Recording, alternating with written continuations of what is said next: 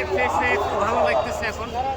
খাওয়া দাওয়া করলে মনে হয় যে দুর্বলতাটা ছিল সেটা কেটে যাবে। আসলে জার্নির পর যদি স্টপেজ দেওয়া যায় তাহলে ফ্রেশ লাগে।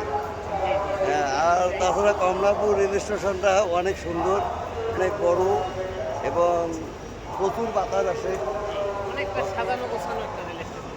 হুম আর একটা বিষয় লক্ষ্য করছেন, আগে কিন্তু স্টেশনে যেখানে সেখানে সিগারেট খেত মানুষ। হুম এখন কিন্তু রেল স্টেশনে ধূমপান নিষেধ, কেউ সিগারেট খেতে পারবে না। ধূমপান সিগারেট নিষেধ খেলে করাতে 2000 খুব টাকা ভালো, জরিমানা। খুব ভালো হয়েছে। সিগারেট না খাওয়ায়, পাবলিক প্লেসে সিগারেট পান না করাই ভালো। আর সিগারেট তো এমনিতে স্বাস্থ্যের জন্য ক্ষতিকর। খুব ভালো লাগতেছে, জায়গাটা খুব চমৎকার, আজকে ভিড়ও কম। না, অনেক ভালো হ্যাঁ, লাগতেছে। মানে রেল স্টেশনটা অনেক শান্তি শান্তি একটা জায়গা।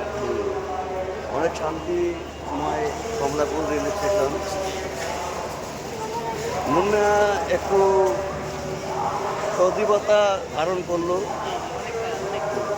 সে কিছুক্ষণ আগে খুব অসুস্থ বোধ করতো, এখন সে অনেক fresh। অনেক fresh, এখন অনেকটাই ভালো। চলেন আগে সাথে দেখে আসি। আমরা কিছুক্ষণের মধ্যে সাজেকের উদ্দেশ্যে রওনা হব। সাজেক ভ্যালি, ওটাকে মেঘের মেঘের রাজ্য। মেঘের রাজ্য, মেঘের রাজ্য বলে। আমরা মেঘের রাজ্যে আমরা উদ্দেশ্যে হ্যাঁ। কিছুক্ষণের মধ্যেই রওনা দিব। খাওয়া দাওয়া করেই আমরা রওনা দিব।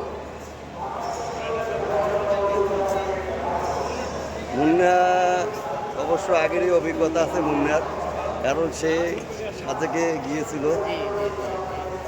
সাজেকে সাজেকে যাওয়ার অভিজ্ঞতা আছে আমাদের। জায়গাটা এত ভালো লাগছে যে আমরা আবার আসছি, যে আবার যাব।